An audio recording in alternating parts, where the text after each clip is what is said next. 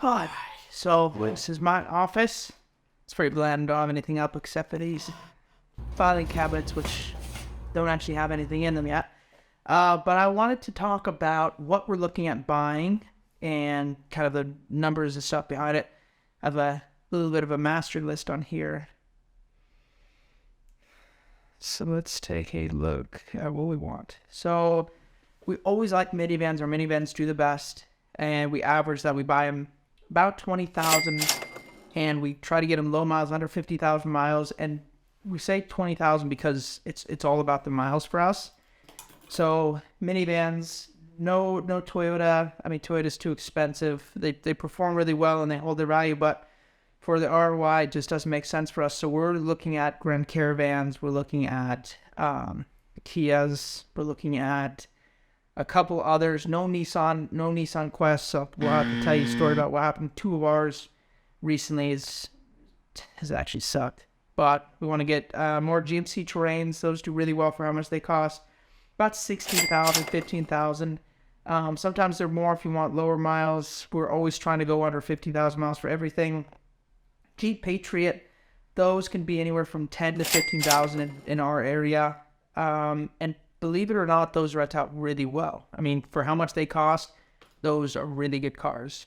Another one is a Subaru Crosstrek. Those are harder because those are really hard to find. People, when they buy them, people just don't like to get rid of them. So we're having trouble finding those, especially at a good price. I mean, my number here is 22,000, under 50,000 miles. And we found a couple, but they're just not good enough to ground. So still waiting on that. Dodge Journey, which is, I mean, it's a good size SUV. Those want under 15,000. Chevy Trax, under $13,000. Those rent out really good. Another thing is a Ford passenger wagon. That's something we're possibly looking at playing into, but they're just really expensive. I mean, my number is 35,000 for one of those. Under 50,000 miles like everything else, but it's just hard to commit. I mean, to spend that much money on a car, and we haven't played with, like, we don't know anybody that has them, but the numbers look good on paper. We just have to, make sure it's a good investment. We want to get a Chevy Camaro and a Ford Mustang. Those do really well, especially convertible. We won't do anything that's not convertible. Soft top's fine, hard top's nice. Our numbers for that is under 25,000 for sure. We're kind of looking at $20,000 mark. Those want lower miles. We want probably 30 to 40,000 miles. And the thing about those is we're really weary, or we didn't really want to get into those kind of cars, getting into it, because we're afraid that people are just going to drive really hard and break them. But our solution is there's these certain trackers. We actually just bought some. They're bouncy. We're not sure how well they work, but they track everything, the speed, the RPMs, everything. So that kind of gives me a little ease of mind knowing, what's going on with our cars, making sure they're not getting just burned down. Jeep Grand Cherokee, which we actually just bought. We bought that one for, actually I have the paperwork right here. No, I don't. We bought that one for, I think it's $17,500, and it was a 2020, and it had 45,000 miles. So that was a really good buy. We also just bought a VW Tiguan, which you just saw outside. We bought that one for about 20,000, and it only had 8,000 miles. Crazy. I mean, it's like nothing. It was barely used. The other thing we had to fix on it was, what was it?